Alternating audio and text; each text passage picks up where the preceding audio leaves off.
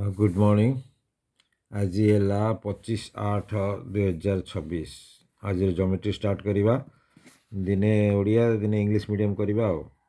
ए B C त्रिभुज रे A B equal to A सी एवं ए बी सी कोण एवं ए सी बी कोण द्वयर समद्विखंडक रेखा परस्पर को ओ बिंदु रे छेद करुथिले दर्शाओ जे त्रिभुज ओ बी सी त्रिभुज ओ बी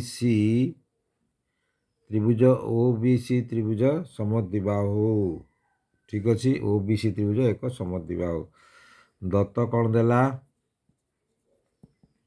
दत्त देला जे ए बी सी त्रिभुज रे A B equal to A C angle A B C ओ एंगल ए सी सी और एंगल ए सी बी समद्विखंडक ओ बिंदु रे छेद करुछंती। समद्विखंडक ओ बिंदु रे छेद करती।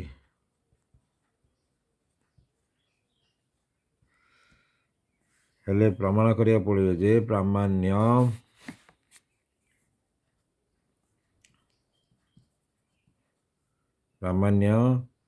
ओ बी सी त्रिभुज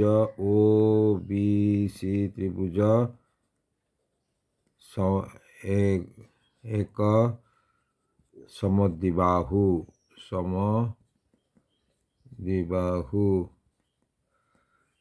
ठीक अच्छे। समद्विबाहु त्रिभुज ओ बी सी त्रिभुजटी समद्विबाहु त्रिभुज बोली आमको देखा पड़िबो। प्रमाण करिवा। प्रमाण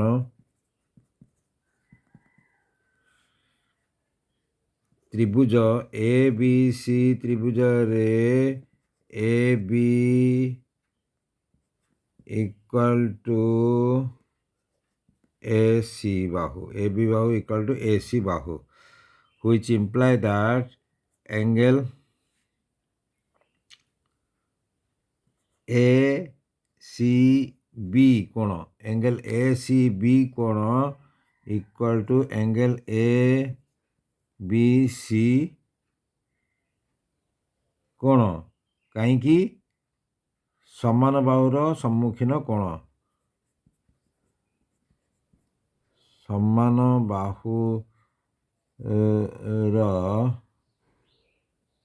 बाहुर सम्मुखीन कोण।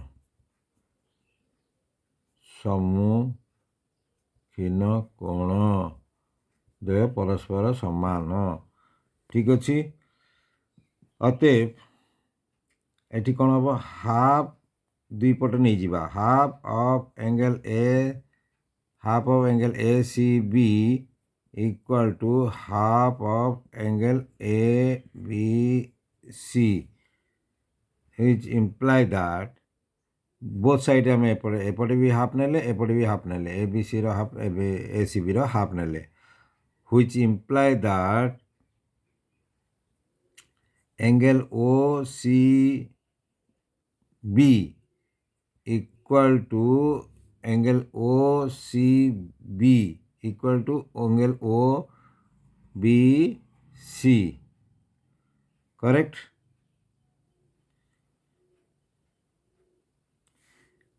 अतएव which imply that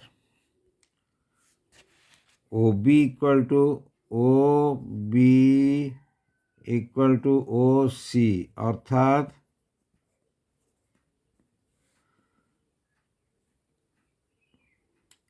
OB equal to OC OBC एक समद्विबाहु त्रिभुज अर्थात OBC त्रिभुज टी समद्विबाहु।